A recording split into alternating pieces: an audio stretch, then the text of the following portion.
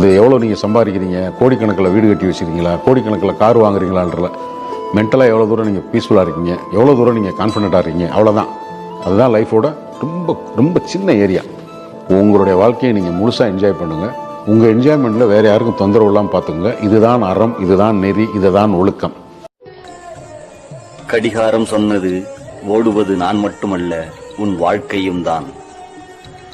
வாழ்க்கை சொன்னது வாழும்போதே என்னை அனுபவித்து வாழ்ந்து விடு. அனுபவம் சொன்னது என்னை பெற நீ பல வழிகளை தாங்க வேண்டும் என்று. வழி சொன்னது என்னிடம் இருந்து பெறுகிறாய் எதையும் தாங்கும் தன்னம்பிக்கையை.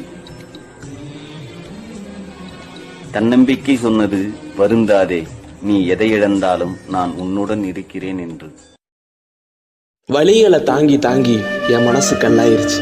இனி காயமும் இல்லை, வலியும் இல்லை. போலியான